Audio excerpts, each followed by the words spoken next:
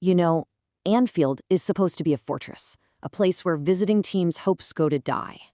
But on December 3rd, 2025, it was the scene of a huge stumble. Liverpool, a team with serious title hopes, took on newly promoted Sunderland in a match that, let's be honest, should have been a routine win. But it wasn't. It ended in a deeply frustrating draw. So what on earth went wrong for the Reds? Let's dig in and investigate. 1-1. That was the final score. Just let that sink in for a moment. A result that honestly sent a few shockwaves through the league. And to really get why this was such a big deal, you have to look at the context, at where these two teams were supposed to be. And this is where the story gets really wild. Liverpool, the title contenders, ended the day languishing down in 8th place. And Sunderland, the newcomers, they walked out of Anfield sitting pretty up in 6th. This wasn't just Liverpool dropping a couple of points. This was a massive upset that completely flipped the script on everyone's expectations. All right, so to get to the bottom of this whole thing, we're going to break our investigation down into 5 key parts. First, we'll look at the shock result itself. Then, we'll dive into Liverpool's possession and why it was all for nothing. After that, we've got to give credit where it's due, with Sunderland's tactical masterclass. Then comes the big one, the manager's controversial gamble. And finally, we'll wrap it all up with the lingering questions this match leaves behind. Okay, so let's start by just deconstructing this draw. This match on December 3rd was without a doubt one that Liverpool had circled on the calendar as a guaranteed 3 points. I mean, failing to win at home against a team that just came up from the championship, that was simply not part of the plan. The game itself was pretty tense, but all the real drama was packed into the final stretch. In the 67th minute, the unthinkable happened. Sunderland took the lead through Shamsuddin Talbi. Anfield was stunned. Liverpool, of course, frantically threw everything forward, and they finally got a response in the 81st minute. But it came from a Sunderland player, an own goal from Nordi Mukiele. And despite a massive late push, that was it, 1-1. And that brings us to the first major clue in our investigation, Liverpool's sterile domination. This is a classic case of a team having all of the ball, but absolutely none of the bite.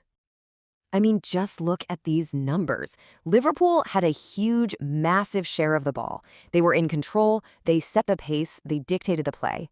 On paper, it looks like total and complete domination.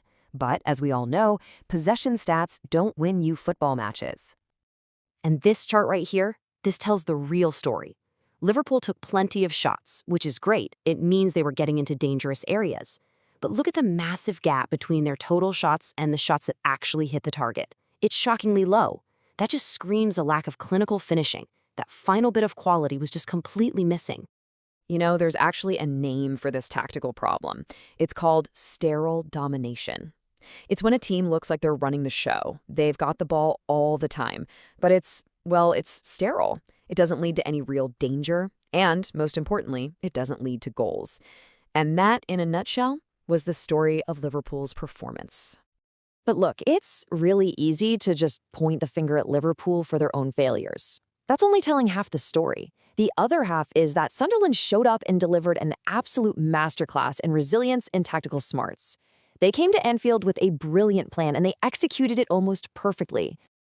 What we saw was a classic clash of styles. You had Liverpool with their high possession, high press game, constantly trying to find a way through. And on the other side, you had Sunderland, happy to sit back in a deep, organized defensive block, soak up all that pressure, and then just wait for the chance to hit them on a quick counterattack. It was a classic rope-a-dope strategy. And don't for a second think they just parked the bus and prayed. No way.